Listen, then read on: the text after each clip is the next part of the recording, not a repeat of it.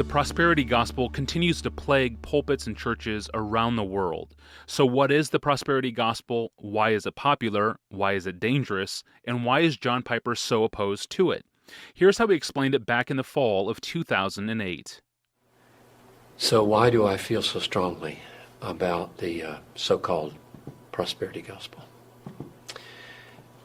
There's an easy answer, but before I give it, let me define it a little bit. It's on a continuum from the most radical to what would be called soft or light. And the most radical would be basically say, God wants you rich, and you should partner with him by faith to pursue riches. And the justification would be given, can't accomplish much in life without money. And so, go for it. Or another rationale might be, you're kingdom kids, and kingdom kids don't wear tattered clothes. They dress like the king, and so on. The light would be simply being more cautious not to say those gross things about wealth, but to minimize sin and minimize pain and only talk about how well things will go for you if you follow Christ. So why do I abominate this so-called gospel? I think it is another gospel.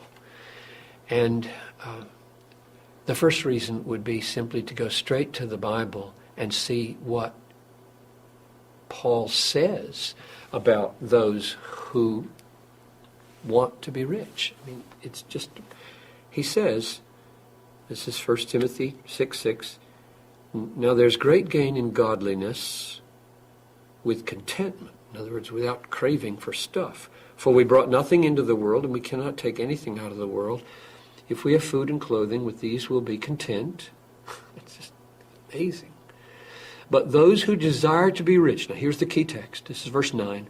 Those who desire to be rich fall into temptation, into a snare, into many senseless and harmful desires that plunge people into ruin and destruction.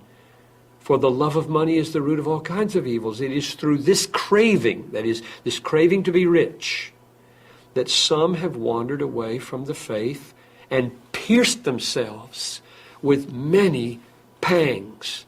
In other words, the very thing that leads people to suicidal piercings of pangs, namely the desire to be rich, is nurtured and cultivated by the prosperity preachers. They are encouraging that this suicidal behavior happen. That's abominable. Or Jesus said, it's easier for a camel to go through the eye of a needle than for a rich man to enter the kingdom of heaven. Why would he say that? It's because riches are such dangerous things. They're not a blessing usually. They're usually a curse. People are cursed with riches. They're destroyed by riches. And here again, a little parenthesis of qualification. I don't mean it's sinful to make a lot of money. I just mean it's sinful to want to keep a lot of money. And it's suicidal to want to keep a lot of money. Bigger barns and bigger cars and bigger houses and bigger portfolios and finer clothes, and everything is growing with your income so that your conscience is getting harder and harder, because if you're a Christian at this point, your conscience is having to say, it's okay, it's okay.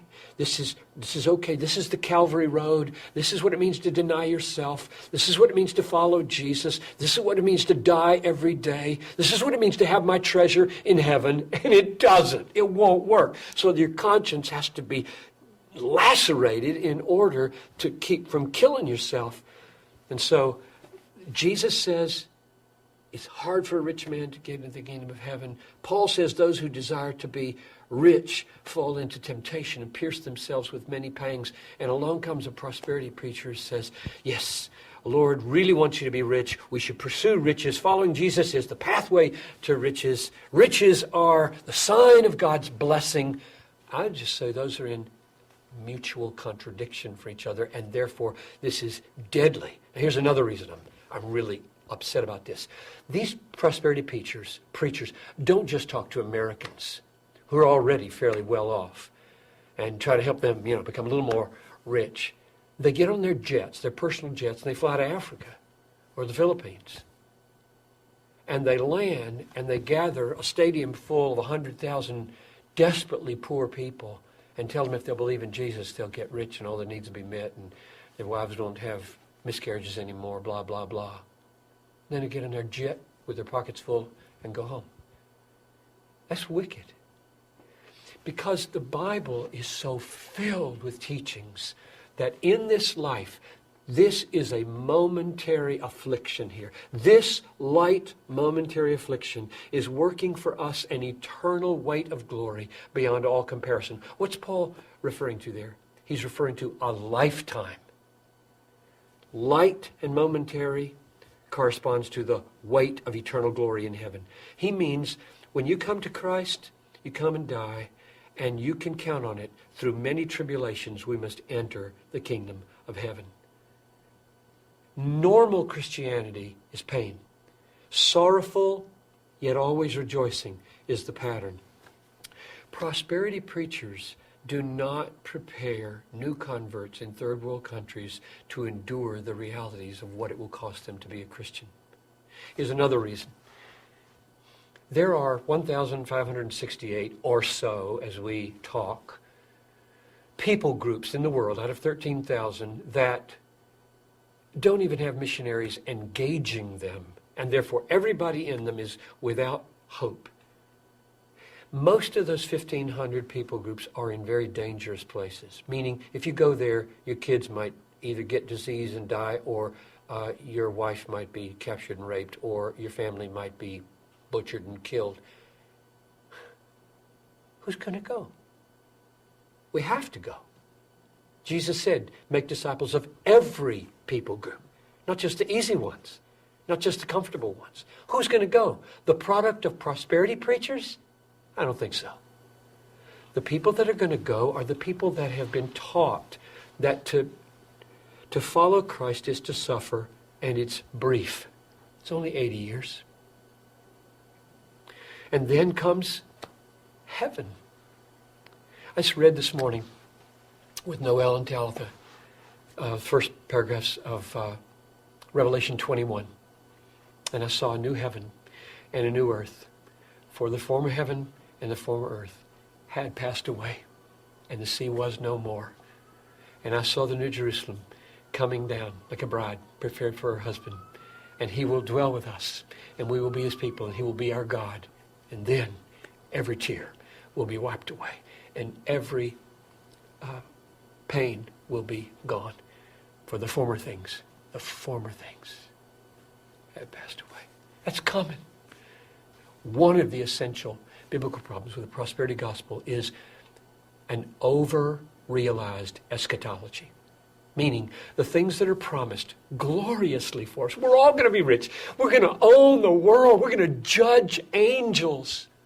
Paul used that argument in 1 Corinthians 3. Don't you realize that you are going to inherit the world? The world is yours. Paulus is yours. Cephas is yours. Life is yours. Death is yours. And the conclusion he drew was, why would you boast in men?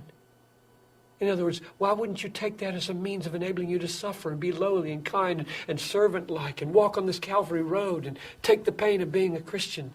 That's coming. But what they do, instead of say, we have to wait for that and pour our lives out through many tribulations here, they say, bring it now. Bring it now. The kingdom's already here, right? Jesus brought the kingdom.